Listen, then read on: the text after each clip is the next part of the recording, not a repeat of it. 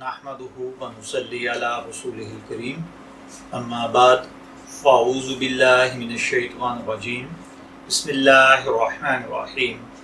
السلام علیکم dear viewers, آپ کے فیورٹ اسلامک انفارمیٹیو چینل فرقان ٹی وی سے آپ کی خدمت میں حاضر ہیں۔ ہمارا آج کا ٹاپک ہے آداب تلاوت۔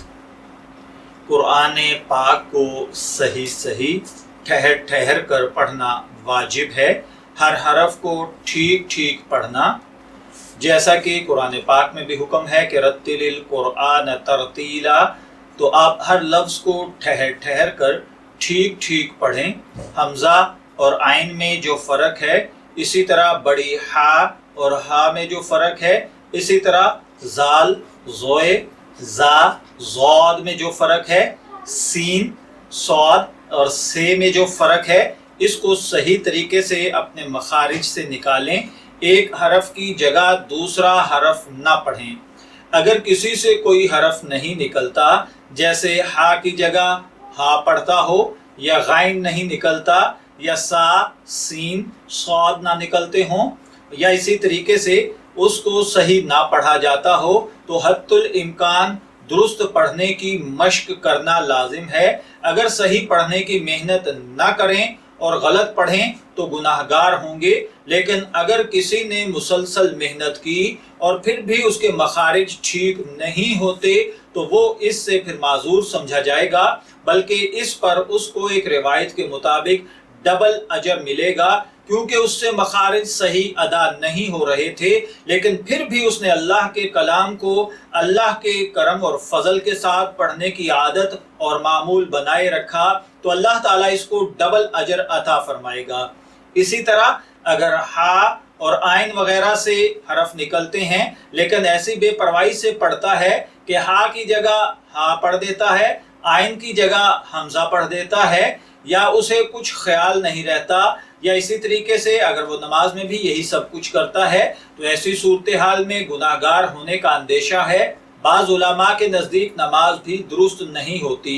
اس لیے حتی الامکان کوشش کریں کہ اپنے مخارج اور عربک پروننسیشن کے ساتھ سب کچھ درست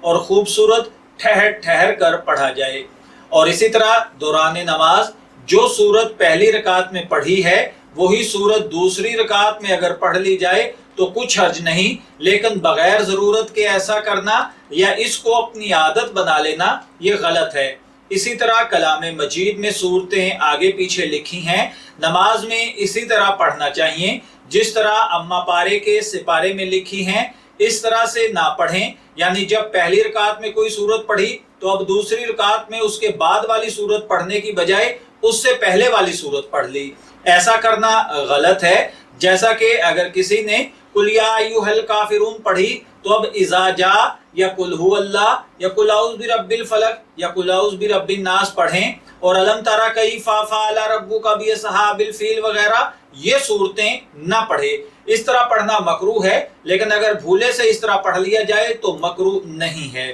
اسی طرح جب کوئی صورت شروع کریں تو بغیر ضرورت کے اس کو چھوڑ کر دوسری صورت کو شروع کرنا بھی مکروہ ہے۔ اسی طرح جس کو نماز بالکل نہیں آتی یا کوئی نیا مسلمان ہوا ہے تو وہ سب جگہ سبحان